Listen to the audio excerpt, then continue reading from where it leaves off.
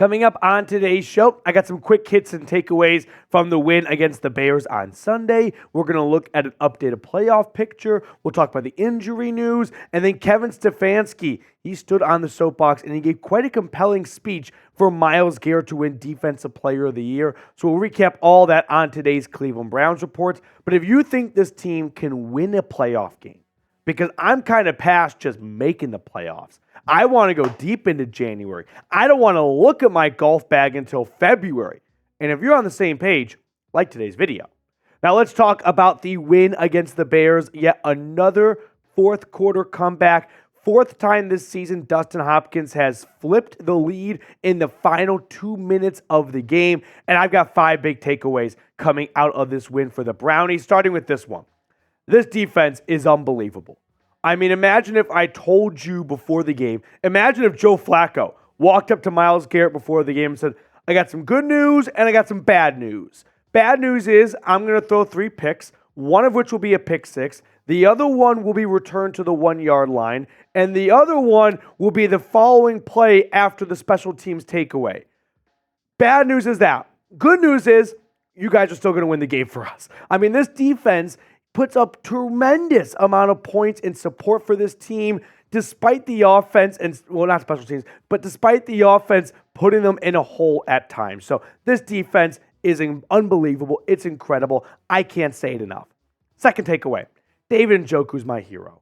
When the Browns extended him 18 months ago, whatever it was now, in April of last year, I was a little iffy about it because we hadn't really seen any results to believe Njoku was deserving of a big contract extension. But Andrew Berry believed if this guy gets healthy and he stays healthy, he's going to be a dynamic playmaker for us. And he has become that for the Browns, right? He is not just some 3rd and 4, dump it off to Njoku, move the sticks, and he'll finish with 400 yards on the year. No, he's a yak monster. Yards after catch and yards after contact, okay? 704 yards, 5 touchdowns, 69 grabs, all career highs for the Chief. Clap it up for David Njoku. He is tremendous.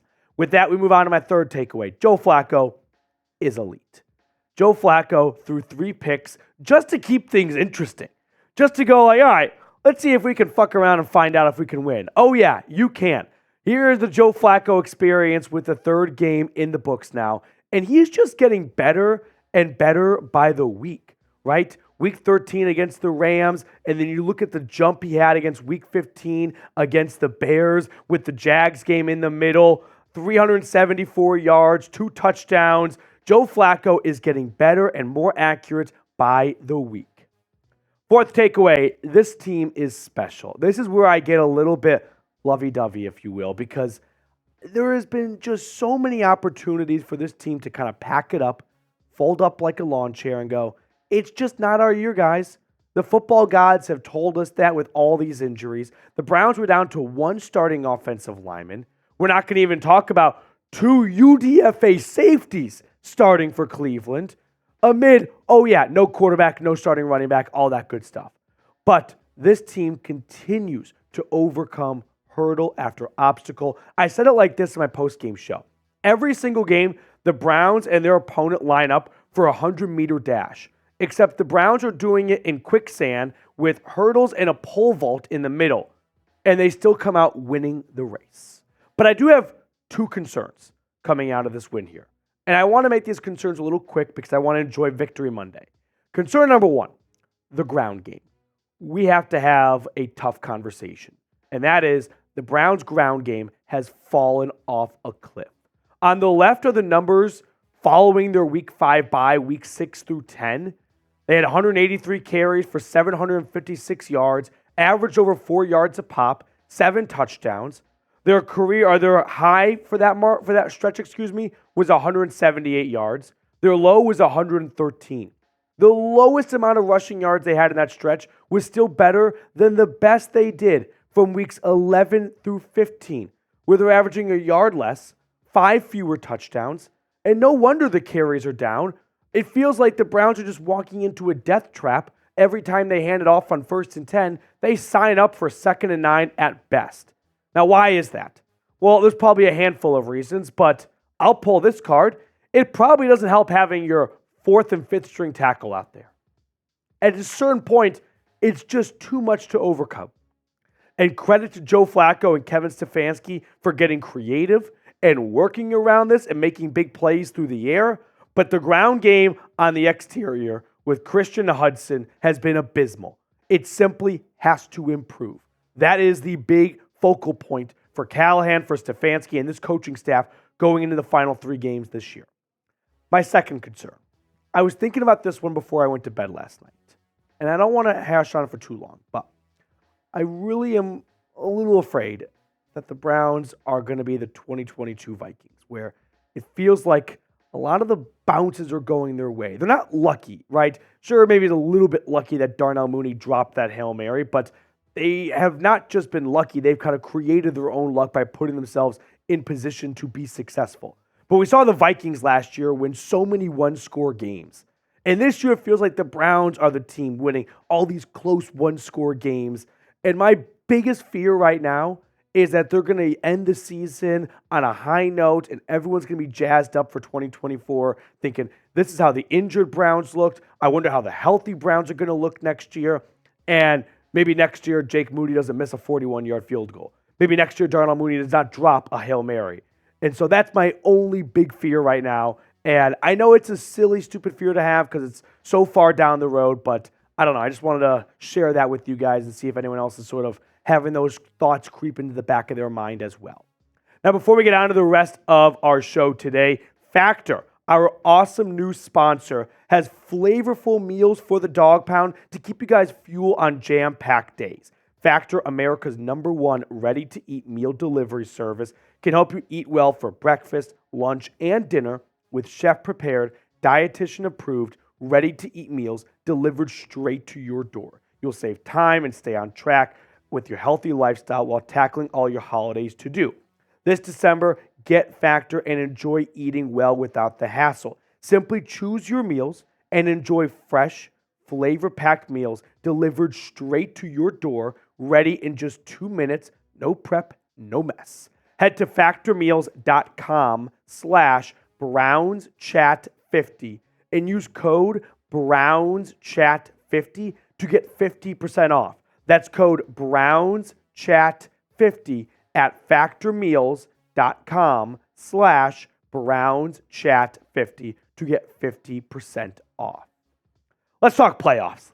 Let's get greedy. Let's play with our food for a moment here because the Browns are sitting at 9-5. They've got a full game lead on anyone else in the wild card race. They are 2 games back from the Baltimore Ravens, who have some tough tests coming up, right? They've got the Niners on Christmas night. They've got the Dolphins. They've got the Steelers. So not giving up full hope on coming back to win the division. But let's just say the Browns are a wild card team this year, okay? And looking at the wild card picture right now, they're in a good spot to, at worst, go maybe 1-2 for the next 3 weeks. And that's kind of talking bottom of the barrel. And finish with 10 wins and potentially get that number 5 spot. But let's say the Browns go 2-1 in this next stretch, right? Let's say they take down the Jets and they take down the Bengals, or they beat the Jets and they beat the Texans this Sunday. Whatever you want to do, let's say they go 2-1 in this stretch. Well, it's sort of shaping up for the Browns to be the 5 seed, and that would put them on a collision course to play the 4 seed, which is most likely going to be the winner of the AFC South, which right now could be any of these 3 teams. The Jags are reeling. They have dropped 3 in a row, from the Bengals game on Monday night to the Browns last week to this past Sunday night against the Ravens. Trevor Lawrence is in concussion protocol. I wouldn't be shocked if they fell out of the playoff picture altogether. Meanwhile, the Colts and the Texans are hot right now.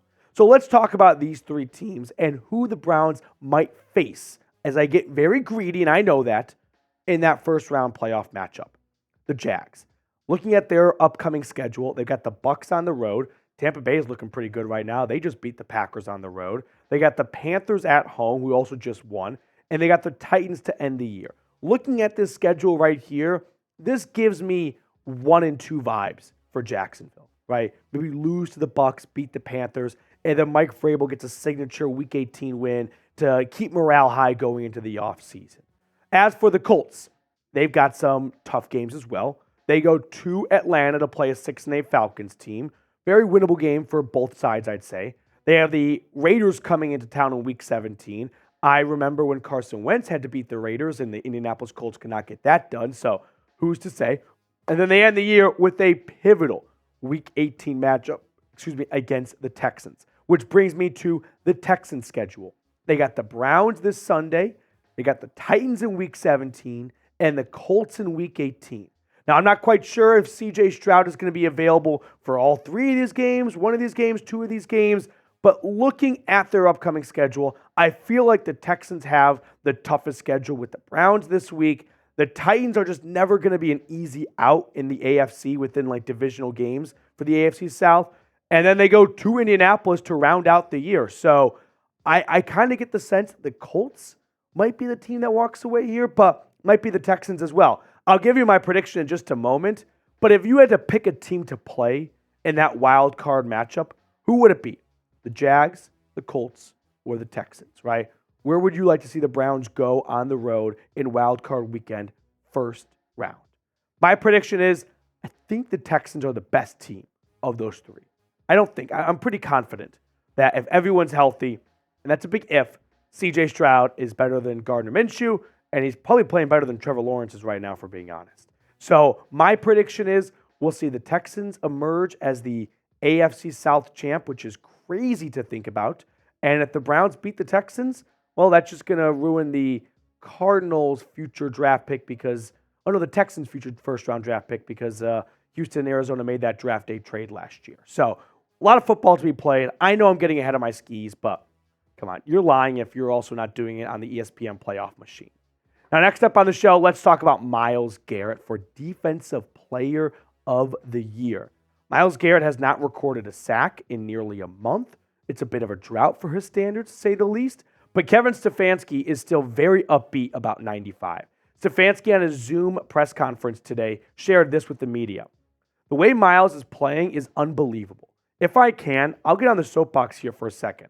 But he's the best player on the best defense in the league right now. And go put the tape on. I think what happens with our game, we get so wrapped up in sacks, he makes a play on a crack toss late in the game that loses 6 yards. And if it's a sack, people think it adds to the statistics or whatever. My initial reaction was, this is Kevin Stefanski? Talking like Kevin Stefanski as a coach has never been a Mike Leach, right? A guy who loves to talk and share things with the media. He likes to say as little as possible. So for him to go out there and just completely build up one of his players, which I know sounds like a pretty nice thing to do, and it's not like Stefanski's the Grinch, but that's probably the nicest thing he said about someone for the longest time as a Browns head coach. So I wonder if maybe Kevin Stefanski is trying to kind of earn some brownie points with the locker room. I'm not quite sure, but it was just a little bit unique, you have to admit. I know there used to be some rumblings of Stefanski and Garrett not having the greatest relationship going back a couple of years, but ultimately, I think Kevin Stefanski is making a very valid point here. He does kind of come across as a college football coach, making a case for their team to make the college football playoff. Like, we're one of the best 4 teams out there, put on the tape. But I don't disagree that Myles Garrett should absolutely be in serious contention to win NFL Defensive Player of the Year. Because sure, if you just go off sacks, he's not going to win the award. But if you actually poll the people that watch the film, that play the game, there is no one that impacts the game on defense more than 95. And it's a crime that teams are not, that teams are getting away with holding Myles Garrett and there are being no flags thrown about it. I mean, there are a couple of pictures we can run through here. Here's Myles Garrett just getting, completely held by the Bears left tackle, Braxton Jones. But that wasn't the only case here, all right? Let's go back the week prior against the Jags. Once again, Myles Garrett against Ezra Cleveland being completely held. He's basically having his throat squashed. And speaking of getting your throat squashed, how about the week before that, 2 weeks before that in Denver? Garrett Bowles, not called. Just completely bare wrap. I don't even know what this is. This is just a blinding hold right here on Myles Garrett. And Myles Garrett got fined $25,000 because he was outspoken against the referees and the officials not throwing holding calls. And Myles Garrett never gets a holding call. I mean, he's gotten maybe 2 or 3 calls all season long. So it's unfortunate that for whatever reason, he appears to be on the commissioner's shit list because he never gets calls, but I can understand the frustration, and hopefully the league will kind of overcorrect a little bit, or at least get back to 500 when it comes to Myles Garrett getting fair holding calls thrown out there.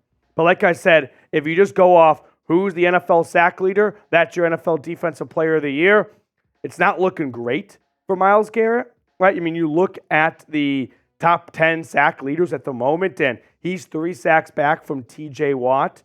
Unless TJ Watt doesn't record another sack and Garrett pops off, it's just going to be tough to overcome a 3-sack deficit with only 3 sacks remaining. But if there's one guy that could do it, it's Superman.